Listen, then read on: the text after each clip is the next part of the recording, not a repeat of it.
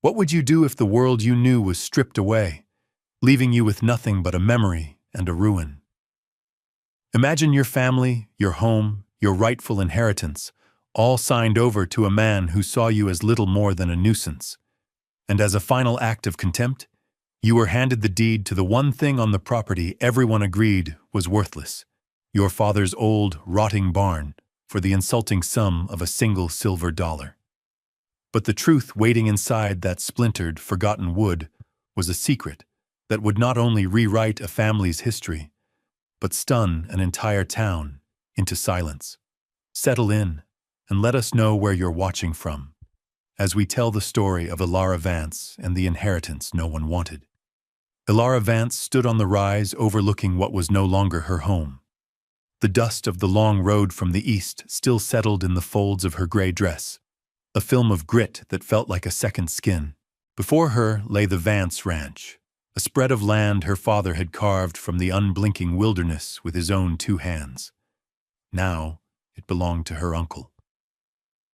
Silas Vance stood on the porch of the main house, a solid, unmoving shape against the familiar pine door. He held the papers in one hand and a self-satisfied certainty in his eyes. He'd been quick, arriving just days after the telegram about her father's passing, his lawyer from the city already holding the documents that claimed the entire ranch against a series of supposed debts her father had owed him. Debts Ilara had never heard of. "It's all settled, girl," Silas said, his voice carrying too easily on the dry air. It was a voice made for pronouncements, not comfort. "The place is barely solvent. I'm doing you a favor, taking it on." Ilara said nothing. She looked past him, at the corrals her father had mended every spring, at the small vegetable garden her mother had tended before she too was gone, now choked with weeds. Her gaze settled on the great barn at the edge of the property, its back to the main house, facing the open expanse of the plains. It was a silver-gray ghost, its roofline sagging in the middle like the spine of an old, tired horse. Shingles were missing. One of the great doors hung from a single hinge. It was the oldest structure on the land, the first thing her father had built. "You get your personal things from the house. One trunk," Silas continued, gesturing dismissively. "And, as a gesture of family feeling, I'll let you have the old barn. The deed is right here. Cost you $1. He held out a freshly inked paper and a silver dollar he'd clearly brought for the occasion. It was a performance of magnanimity that was really just a twisting of the knife. The barn was a liability. Everyone knew it was a teardown, useful only for firewood, and it would take more effort to dismantle than it was worth. Giving it to her was a way of giving her nothing, a way of branding her with the symbol of decay and ruin. Her throat was tight, a knot of grief and rage she refused to let him see. She remembered her father's hands, calloused and gentle, how he would sometimes disappear into that barn for hours, the scent of pine shavings and something else, something sweet like amber, clinging to his clothes when he returned. He called it his thinking place. A memory surfaced, sharp and clear, her as a small child, asking to go inside with him. "Not yet, little bird," he'd murmured, his eyes distant. "Some things need silence to grow." She had never understood. Now, standing before her uncle, the barn seemed to be the only piece of that silence left. She walked forward, her boots scuffing the dirt. She took the deed. She took the dollar from his palm and placed it back into his hand. The coin was warm from his skin. "Keep it," she said, her voice quiet but clear. "Consider it payment for the view." She turned without another word, leaving him standing there, the silver dollar glinting uselessly in the harsh afternoon sun. She had her trunk, the clothes on her back, and a deed to a ruin. And as she walked toward the sagging gray structure, she felt not the weight of what she had lost, but the strange, unsettling pull of the one thing she had left. The next morning, under a sky the color of washed-out denim, Ilara stood before the barn. It was larger up close, more intimidating. The wind whispered through the gaps in its siding, a low, mournful sound. The wood, weathered by decades of sun and snow, was grooved and split, a map of forgotten seasons. The main door, the one still attached, groaned in protest as she put her shoulder to it, the sound of deep rust and old pain. It moved just enough for her to slip through the opening. Inside, the air was thick and still, heavy with the scent of old hay, dust, and the faint, dry smell of animal musk. Shafts of light cut through the gloom from the broken roof, illuminating dancing motes of dust like tiny captured stars. The ground floor was vast and mostly empty, save for a few rotting stalls and a pile of stiff, forgotten harnesses in a corner. It was a place of endings, but as her eyes adjusted, she saw a movement in the far stall. A soft wicker. Standing in the deepest shadow was a horse, a sway-backed mare with a coat the color of faded buckskin and one cloudy blue eye. Willow. Her father's old mare, too old for ranch work, too gentle for anything but a slow walk. Silas hadn't even bothered to take her. The horse lifted her head, her good eye watching Ilara with a weary sort of kindness. Ilara felt the knot in her throat loosen just a little. She wasn't entirely alone. She walked over and ran a hand down the mare's bony flank. The horse leaned into her touch, a silent communion of the discarded. Ilara spent the day simply inhabiting the space, walking its perimeter, letting its emptiness seep into her. She climbed the rickety ladder to the loft, testing each rung before putting her weight on it. The loft was a cavern of shadows, stretching the full length of the barn. Piles of brittle hay lay in drifts, and old tools, a rusted pitchfork, a broken scythe, leaned against the walls. It was just as useless as it appeared from the outside. Disappointment, cold and sharp, settled in her chest.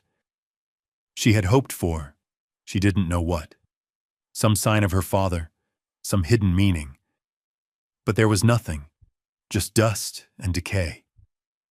She sat on the edge of the loft, her legs dangling over the empty space below, and watched the light shift as the sun made its way across the sky. The sheer scale of her loss felt immense, as vast and empty as the barn itself. She could leave. She could sell the deed for a pittance and take a stagecoach to some city where no one knew her name. The thought was tempting, a brief flicker of escape. But where would she go? What would she do? Everything she was, everything she knew, was tied to this land, this sky, this silence. Leaving felt like a second death, the final erasure of her father's memory and her own past. As dusk began to bleed purple and orange along the horizon, she made a decision. She would stay. She would fix the roof. She would mend the door. She would care for the old mare. This ruin was hers, and she would not let it fall. She would hold on to this last broken piece of her father, and she would make it whole. What is it that makes us choose the difficult path, the one of labor and uncertainty over the easy road of departure? Is it stubbornness, or is it a deeper kind of faith? What secret could a place like this possibly hold, and what would it demand of her to uncover it? Let us know what you think in the comments below, and be sure to subscribe for more stories of hidden strength and quiet resolve. Now, as the first stars began to appear in the darkening sky, Ilara's real work was just beginning. The town of Redemption was little more than a single dusty street, a collection of false-fronted buildings that seemed to lean on each other for support against the constant wind. News traveled fast in a place that small, carried on whispers from the general store to the saloon. By the time Ilara made her first trip into town for supplies, a sack of oats for Willow, flour, salt, and a box of nails, her story had already preceded her. She was the Vance girl, the one whose uncle had swindled her out of the ranch and left her with the old, collapsed barn. She felt their eyes on her as she tied Willow to the hitching post. They were looks of pity mixed with a kind of morbid curiosity. She was a spectacle, a cautionary tale. In the general store, Mr.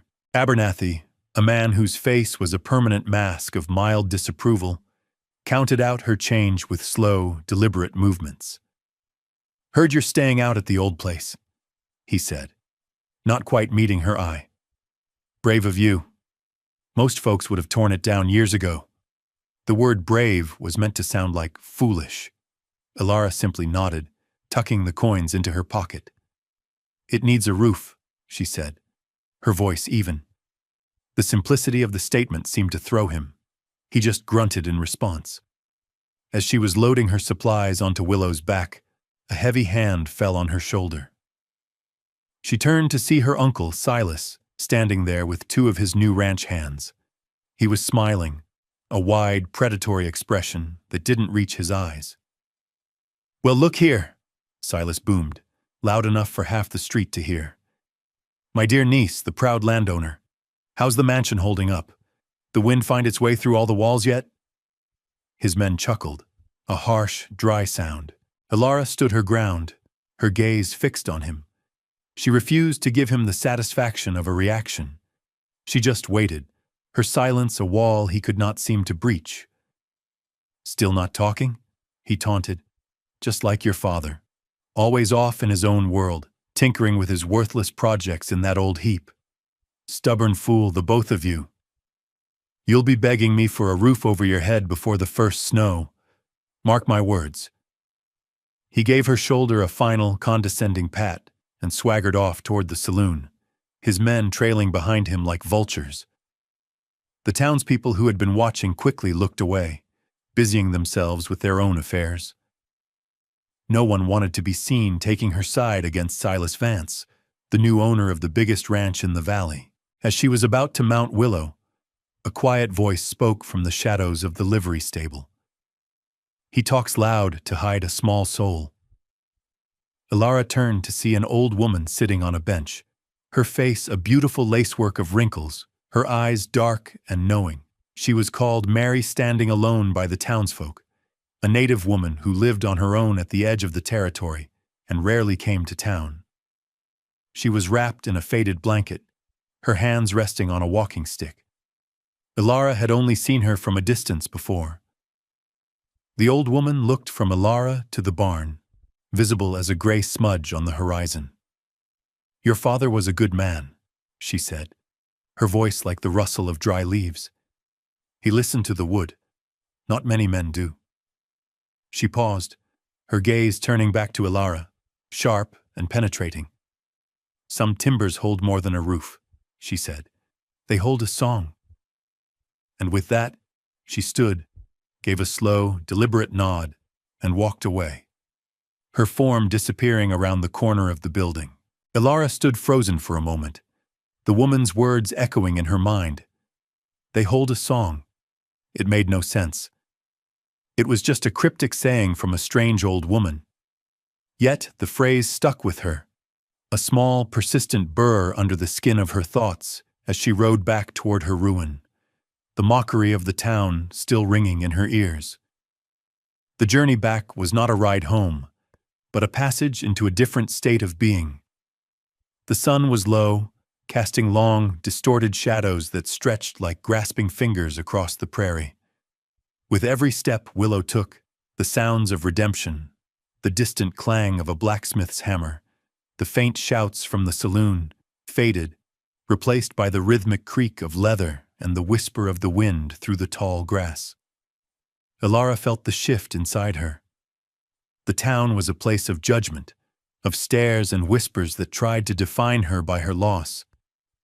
Out here, there was only the land, the sky, and the silent, dilapidated structure waiting for her on the horizon.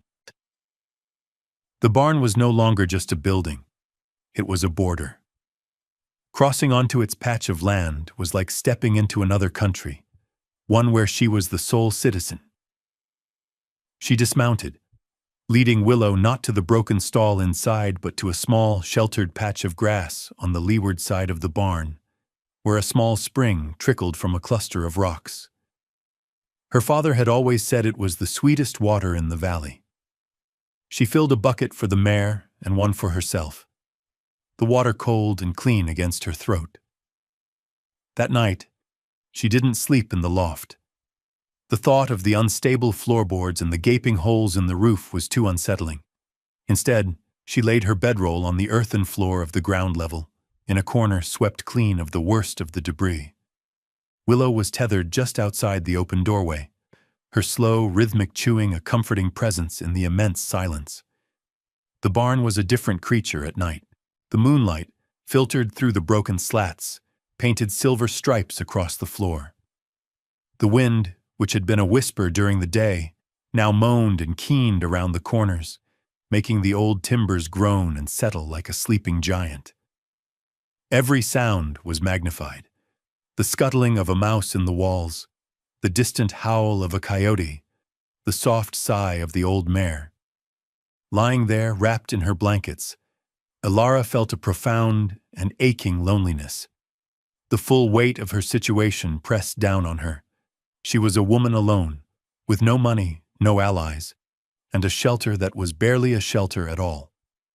The mockery of her uncle felt less like an insult, and more like a simple statement of fact. What was she doing here? What possible future could she build from these rotting planks? Her father's face swam in her memory. Not his face at the end, worn and tired, but the way he looked when he was working, his brow furrowed in concentration, a small smile playing on his lips as he planed a piece of wood or tightened a joint. He had always been a man of quiet purpose. She had loved him for it, but she had never truly understood it. He had seemed content with his small world, his ranch, his family, his barn. He had never spoken of ambition or wealth. Silas saw that as a weakness, a lack of drive. Now, lying in the dark heart of her father's most private place, Ilara wondered if it wasn't a weakness at all. Perhaps it was a different kind of strength, one she had yet to comprehend. Sleep did not come easily. The barn seemed to be breathing around her, its wooden lungs expanding and contracting with the shifting night air. She felt like a trespasser in its history, a small, insignificant speck in the face of its long, slow decay. The initial hope she had felt, that flicker of defiance, seemed to be guttering out, leaving only the cold reality of her predicament. The disappointment was a physical weight in her chest. The barn was just a barn, old, broken, and empty. There was no secret here. There was only the long, hard work of survival. Just before dawn, she finally drifted into a restless sleep, the last thing she heard being the soft, mournful song of the wind whistling through a crack in the wall. Days turned into a week, and the week began to blur into a rhythm of labor. Ilara's life became a simple, repeating pattern of mending and tending. Each morning began with the sun. She would fetch water, check on Willow, and eat a small breakfast of hardtack and dried apples. Then, the work would begin. Her first priority was the roof. Using a salvaged ladder and a dwindling supply of nails, she began the painstaking process of replacing the most rotten shingles with planks she scavenged from the collapsed interior stalls. It was slow, dangerous work. Her hands, soft from her years back east, were soon raw, then calloused. Her muscles ached with a deep, unfamiliar fire. Yet, with every nail she hammered home, she felt a small, fierce spark of satisfaction. She was not just patching holes, she was reclaiming something. One afternoon, while working on the high peak of the roof directly over the loft, her hammer slipped. It bounced once and then clattered down, not to the loft floor below, but into a dark space between the main roof beam and the western wall. She cursed under her breath. It was her only hammer. Carefully, she made her way down the ladder and into the loft. The space where the hammer had fallen was a strange, tight angle, a dark wedge where the massive central truss met the outer wall. It wasn't a natural gap. It looked intentional. Most of the barn's construction was rough-hewn, practical. But here the joinery was different. The beams were smoother, fitted together with a precision that was completely out of place with the rest of the structure. She ran her hand along the wood. It was a different type of wood, too. Not the pine and fir that made up the rest of the frame, but something harder, darker, with a fine, tight grain. It felt smooth and cool beneath her scraped fingers. Peering into the darkness, she could just make out the shape of her hammer lying on a surface a few feet below. It hadn't fallen all the way to the ground floor. It was resting on some kind of hidden subfloor or platform.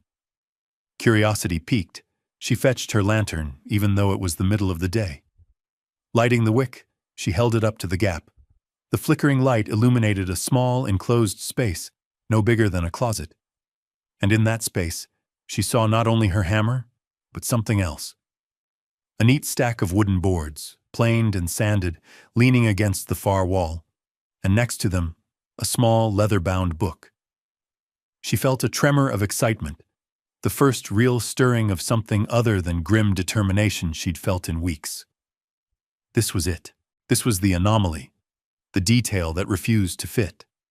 The strange, precise joinery, the different, finer wood, the hidden, inaccessible space. It was all a deliberate concealment. The words of the old woman, Mary standing alone, came back to her. He listened to the wood. Some timbers hold more than a roof. She looked around the loft, seeing it now with new eyes. It wasn't just a hay storage area. The light from the west-facing wall, where she'd patched the largest hole, fell directly on this strange corner. The ventilation from the eaves seemed to be designed to keep this specific area dry and temperate. The entire structure of the loft seemed subtly, secretly, built around this one hidden point. She did not act immediately. The discovery was too large, too strange to be rushed. She retrieved her hammer using a long piece of wire, her mind racing. For the rest of the day, as she worked, she felt the presence of that hidden space, a silent, waiting secret in the heart of her inheritance. That night, she didn't sleep on the ground floor. She brought her bedroll up to the loft and laid it out near the strange corner, as if standing vigil. The barn no longer felt empty. It felt like it was holding its breath. The next morning, Ilara did not begin her work on the roof. The pull of the hidden space was too strong to ignore. She gathered her tools, a pry bar, her hammer, and the lantern. Her heart beat a steady, heavy rhythm against her ribs. She felt like an archaeologist approaching a tomb, a place of reverence and long-held silence. Willow, sensing the shift in her mood, stood at the base of the ladder, her good eye fixed on Ilara's ascent, a silent, watchful companion. Reaching the strange corner, Ilara took a deep breath. She began by examining the outer wall. From the inside, it appeared to be a solid plank wall like any other, but tapping on it, she could hear a subtle difference in the sound, a hollow resonance that wasn't present anywhere else. Running her hands over the surface, her fingers found it, a slight seam, almost invisible, where one wide plank met another. There were no visible hinges, no handle, no lock. It was masterfully concealed. It was not meant to be found by accident. She worked carefully, inserting the thin edge of the pry bar into the hairline crack. She didn't want to break it. This was her father's work, and whatever he had hidden with care. The wood resisted. It took all her strength, leveraging her body against the bar, before she heard a faint groan, then a soft click. A hidden wooden latch had released. The section of the wall swung inward, silent on well-oiled, concealed hinges. It was not a door, but a perfectly balanced piece of the wall itself. The air that flowed out of the space was cool and dry, carrying an extraordinary scent. Not the must of old hay, but the rich, complex aroma of aged wood, of resin, and something else she couldn't name. Something like spice and honey. It was the scent she remembered from her father's clothes, magnified 100 times. She lifted the lantern, holding it in the opening.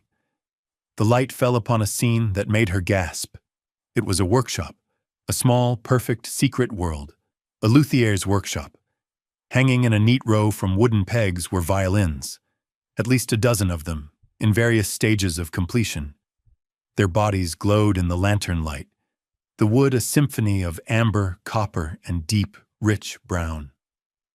On a workbench below them lay the intricate tools of the trade. Tiny curved planes, calipers, delicate saws, jars of varnish that shone like liquid gold. Curled shavings of pale wood lay on the floor like fallen leaves, and leaning against the wall was the stack of wood she had seen from above. Thin, perfectly cut billets of maple and spruce, aged to a pale, creamy color. This was what her father had done in his hours of solitude. He wasn't just a rancher who tinkered. He was an artist, a master craftsman.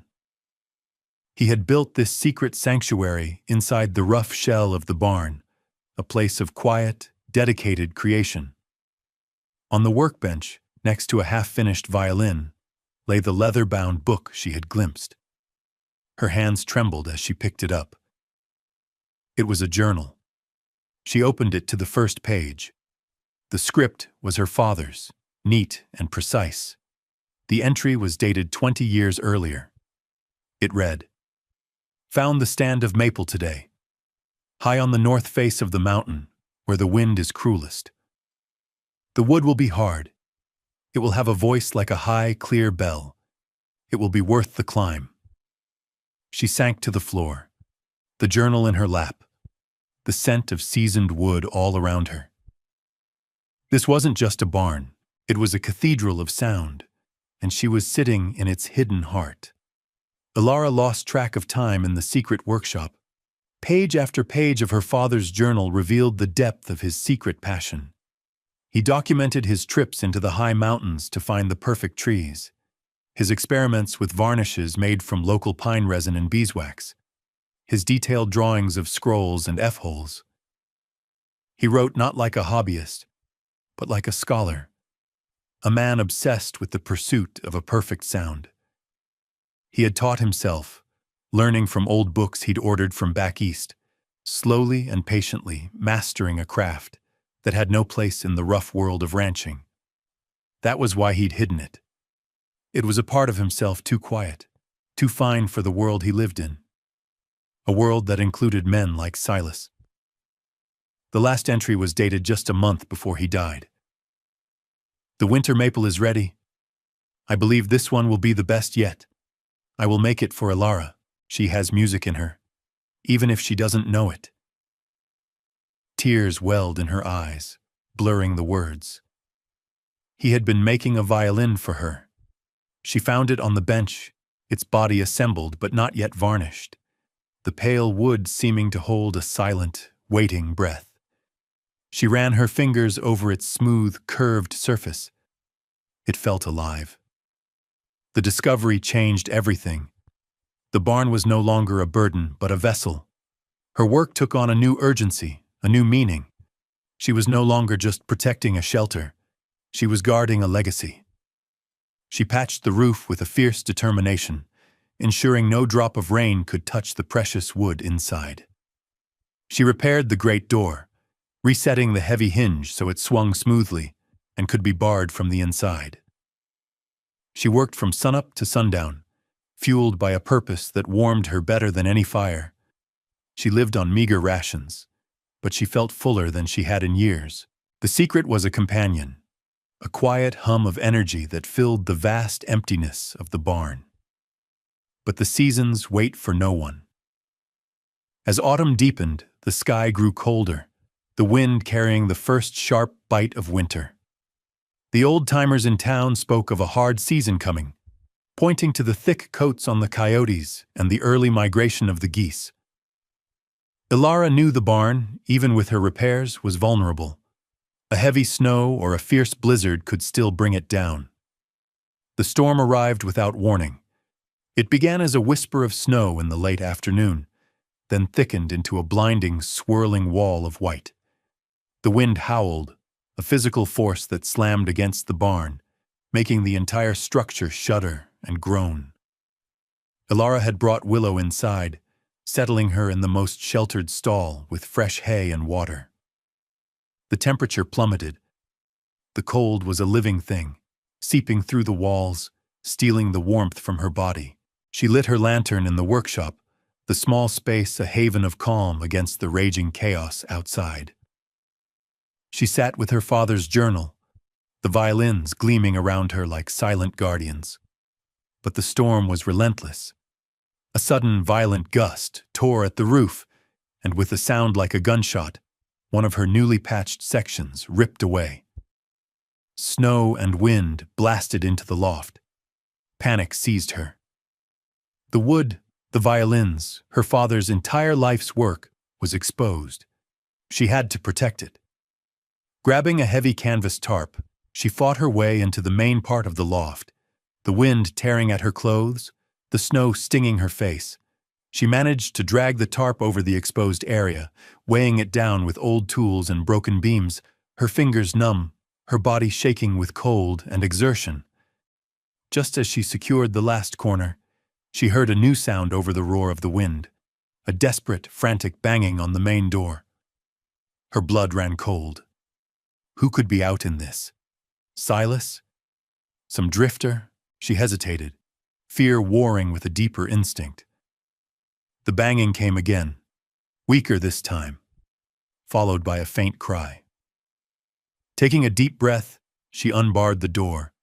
A man, covered in snow, practically fell inside, half carrying a woman who was clutching a small, bundled child. Their faces were blue with cold, their eyes wide with fear. "Please," the man stammered, his teeth chattering. "Our wagon. It broke an axle. We saw your light." They were travelers, a family caught in the storm's fury. Without a second thought, Ilara helped him bring his wife and child further inside, out of the wind. The woman was barely conscious, the child eerily still.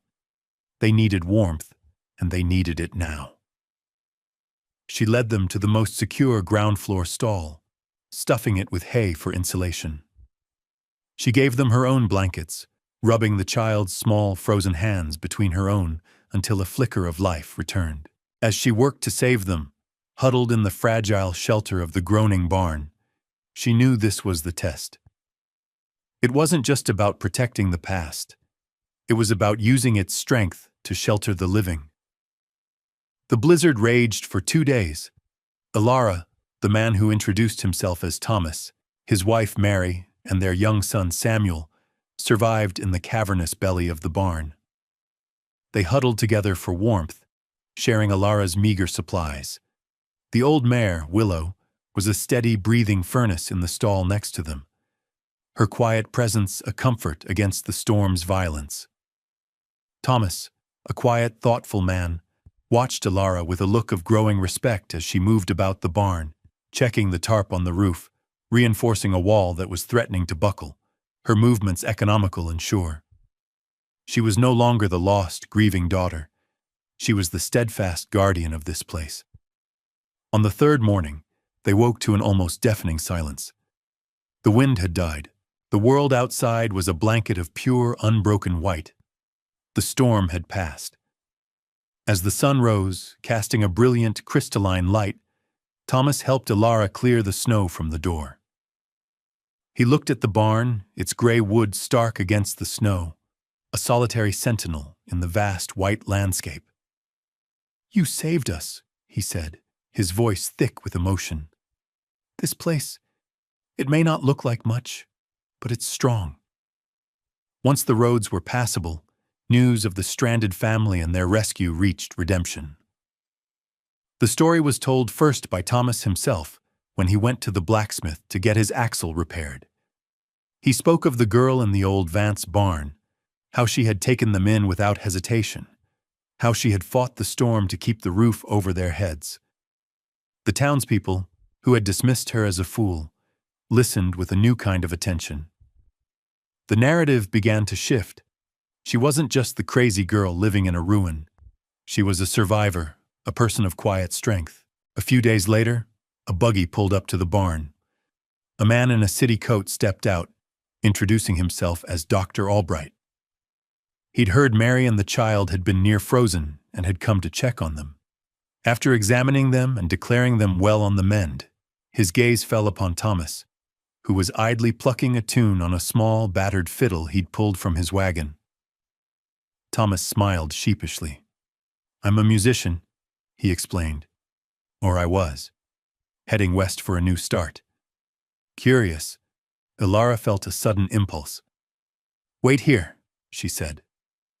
She climbed to the loft and returned a moment later, holding one of her father's finished violins.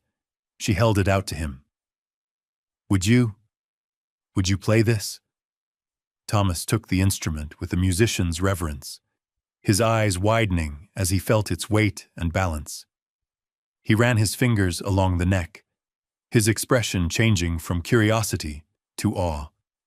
He lifted his bow and drew it across the strings. A note emerged, a sound so pure, so rich and resonant, it seemed to hang in the cold air like a perfect crystal. It filled the vast space of the barn, a voice of profound beauty and sorrow. He played a simple folk melody, but the violin transformed it, giving it a depth and power that stunned everyone into silence. When he finished, there were tears in his eyes. "My God," he whispered, looking at the violin as if it were a holy relic. "I have played instruments in the finest halls in Boston. I have never heard a tone like this. The wood, it sings. Who made this?" "My father," Ilara said softly. The story, now amplified by the violin's miraculous voice, spread like wildfire. The instrument became a local legend. People who had once mocked her now spoke of the Vance violin in hushed, reverent tones. A week later, another stranger arrived, this time a well-dressed man who introduced himself as a luthier from a major city back east, sent by a telegram from Thomas. He spent an entire day in the workshop, examining the tools, the wood, and the finished instruments with the focused intensity of a scholar. When he emerged, he sought out Ilara. "Miss Vance," he said, his voice calm but filled with an undeniable excitement. "Your father was not just a craftsman. He was a genius. The wood he chose, the varnish he developed. It's unique. These instruments are not merely valuable. They are priceless. A legacy." Silas Vance heard the news, of course. He rode out to the barn one afternoon, his usual bluster gone, replaced by a confused, unsettled look. He stood at the threshold, peering into the space he had dismissed as worthless, and saw the quiet, determined woman his niece had become. He saw the rescued family, packing their mended wagon. He heard the faint, beautiful echo of the music. He looked at Ilara, truly looked at her for the first time, and saw not a fool, but the heir to a kingdom he had been too blind to see. He opened his mouth to speak, but no words came. Humbled and silenced, he simply turned his horse and rode away. The laughter of the town had turned to wonder, their pity to respect. Ilara had not needed to say a word. The barn and the song it held had spoken for her. The seasons turned. The snows melted, feeding the small spring and turning the valley a vibrant green. The family she had rescued, the Thomases, moved on, but not before Thomas, with tears in his eyes, promised to tell the world of the master luthier of redemption. He left her with his own humble fiddle, a token of his immense gratitude. Word of her father's work continued to spread, carried by letters and travelers. Experts and collectors wrote to her, making offers that could have bought her the old ranch 10 times over. But Ilara refused them all. The violins were not for sale. They were not commodities. They were her father's voice, and she was now their keeper. She spent her days not just maintaining the barn, but inhabiting the workshop. She read her father's journal from cover to cover, absorbing his knowledge, his patience, his reverence for the wood. She learned the names of the tools, the feel of them in her hand. She started with the simple tasks, sanding a piece of scrap maple until it was smooth as glass, learning the smell of the varnish as it dried. The townspeople, who once avoided her, now came by on occasion, leaving small gifts on her doorstep: a loaf of bread, a jar of preserves, a bundle of firewood. They didn't ask to see the workshop or the violins.